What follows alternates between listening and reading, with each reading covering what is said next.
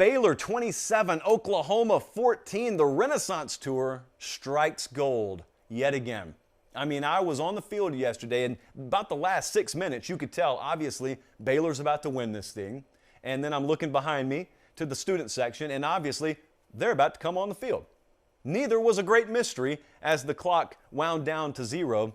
And so I pulled the iJosh out, and I shot the footage that you're looking at right now. And the bad part is they stormed it, and then they had to be pushed off the field because there were a couple seconds left, and then they stormed it again, all under the bright sunshine of Waco, Texas, because friends, again, if you ever find someone who loves you as much as I love the noon Eastern 11 a.m. kickoff, you will be at a great spot in life. All this just looks better under God's light instead of the artificial stuff.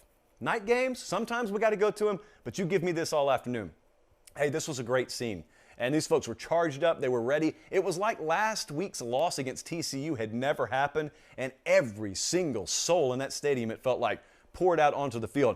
Also, I'm going to talk about this a lot more on the Tuesday morning Late Kick Extra podcast. Best press box meal ever. Ever. Chicken and waffle Sammys with dippable syrup, by the way. And then at halftime, if that wasn't good enough, a popcorn chicken spread with a hash brown spread. Oh, I got to stop. It was my mouth's watering. It was great. Everything was great yesterday. It's right on I-35. I did not even have so much as hit my brakes coming in there or going out. It was great. So I highly endorse games at Baylor. I had a great time right there on the river. Beautiful setting. So I'm going to talk a lot more about the experience Tuesday.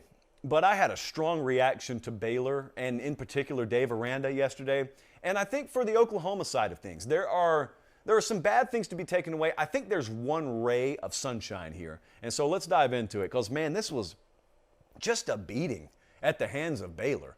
And it was also a game where they shot themselves in the foot. I mean, they left opportunities and points on the field early and still ended up pulling away in the game. So hats off sincerely to Dave Aranda and his staff. Listen to these numbers. And keep in mind, as I read this, Oklahoma is off a bye.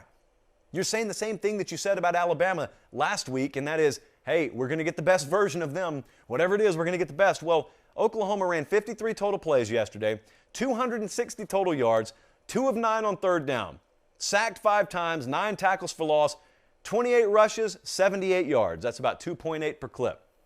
And meanwhile, Gary Bohannon, quarterback over there for Baylor, who was very outspoken after the game and played very well during the game, said we knew we needed to be the more violent team. So that was the takeaway from the TCU game last week. I needed to be a more violent player. That's your quarterback, by the way. And said we needed to be a more violent team. And they were. They were just physically more imposing than Oklahoma was. Recruiting rankings would beg to differ. Recruiting rankings would tell you that's not the way that's supposed to play out. But yet Baylor begged to differ as well. Look, you need to take note of something here. And I want you to think about the full context. Baylor folks, I want you to close your ears for just a second. All right. There is a job market out there that Dave Aranda's name should have major traction in. You guys can come back to the table now. I want you to know this about Baylor. They lost to TCU last week. A lot of you watched that. But now I want you to keep in mind what we've seen elsewhere in the country and what we see every November. We see every November teams that have lofty goals and aspirations, they lose a critical game, and then the rest of their season goes in the tank. And it's because of a factor that happens, it has a domino effect, and then it impacts the rest of their season adversely. Well, Baylor lost a game and then responded with the best football that they've played all year. So how do you do that? Well, it's leadership, but it's that C word. It's culture. But Dave Aranda postgame did not give you some flippant, kind of a canned response when asked about that. Dave Aranda postgame had some of the best stuff you'll hear out of a head coach all year. He was asked about that loss last week against TCU and then how they responded so well this week against Oklahoma. And he said, well, it aggravated me a little bit that it mattered. And I know that kind of goes over a lot of people's heads. And Dave Aranda, he's not very illustrated, kind of monotone. And so when he talks, he doesn't reach through the screen and grab you, but what he's saying is really profound there. And it's the key to any successful organization. He said, it almost aggravates me, and it's something we got to focus on, that it mattered, that we had to lose in order to get this kind of response. And what he was also doing was looking ahead to the Kansas State game and saying, okay, well, if we got this response, but it was predicated on losing last week, well, then what does winning a big game mean about our future? That's a guy who understands standard. And it's a guy who understands the same thing a Nick Saban understands or a Kirby Smart understands. They understand that long-term success, instead of celebrating one week and then getting knocked off the next week, it's about all that external stuff not mattering. But that goes against conventional wisdom, because conventional wisdom tells you you need to either get humiliated or disrespected in order to get your best. You know, it's just like when I go to the gym. I refuse to listen to music in the gym. I don't ever have headphones on because I don't believe that you need an external source to pull maximum effort out of you. You don't need it. If it's pulling it out of you, it was already there to begin with. Well, Dave Aranda, in a much more football sense, is telling you, why do you need to lose in order to pull this kind of effort out of you? And his players probably don't feel like that man to man because they're 18 or 19 years old. But that's a guy who's already got a lifetime of experience under his belt. But I was, to be honest with you, really impacted by being around him this weekend, because I have not been around Dave Aranda. I've watched him from afar, but we had some time with him this weekend. I was really impacted by him. And I think that guy is going to be a star for a long time as a head coach. I think he's only starting to ascend. I think he got some things from an offensive perspective and from a operational and management perspective figured out just this last year, and I think he's going to rapidly ascend.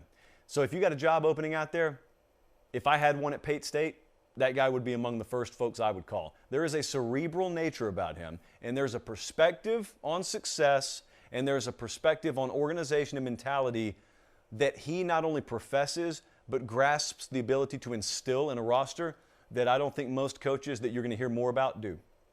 So that's my endorsement for Dave Aranda. Oklahoma, coming out of the bye.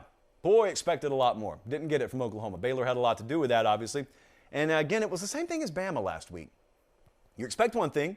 You expect best effort. You expect maximum. That's why I thought Oklahoma would win the game, and you just never got it. And so what have we talked about? There have been three teams that you and I have talked about this year a lot. OU, Bama, Ohio State. And those are rosters with pretty elite top-end potential. It's been a question of when are they going to peak? Which one of them or ones of them will peak? And when they do, what's it going to look like? I don't know that we're going to get it from Oklahoma. Maybe we won't get it from Bama. Got it from Ohio State yesterday. Maybe we're going to go 1 for 3 on that. But there is a silver lining here. So I got some good with the bad. I mean, the silver lining, to mention Alabama, is I remember that 2019 Bama team. They ended up not going to the playoff for the first time. They went to the Citrus Bowl. It was a good team. They were 1 year away from being the best version of Bama I think Nick Saban has had. But they weren't quite there yet. And it felt a lot like Oklahoma this year, to be frank. Just, you got the pieces, they're not quite there yet. So they go to the Citrus Bowl instead of going to a playoff game that they probably would have gotten beaten in, and they beat Michigan in the Citrus Bowl, the Verbo Citrus Bowl. And I was there for that game, and I remember afterwards thinking, this team kind of never tuned out. You got, oh, look, there's Najee Harris, he's coming back. There's Devontae Smith, he's coming back. There's Jalen Waddle, he'll be back. They had stars all over the place, and they're all playing. Some of them were going to the NFL played. Oklahoma may feel a lot like that. Just because they adorned every cover of every preview magazine doesn't mean it's just automatic that they fulfill all of that. Maybe they weren't quite as good as a lot of people thought they were. It's not the first time that's ever happened. What I am saying is falling short of expectation in a given year, if you view this as a continuum, it can have some positive effects because maybe it puts them in a more advantageous position to end their season on a high note. And you never know what that means for the next year. But they were the second most physical team on the field yesterday. That's what stood out to me the most. They were the second most physical team on the field, and that's not something that should ever be acceptable for Oklahoma in Big 12 play. I mean, that to me is the thing they focus on moving forward.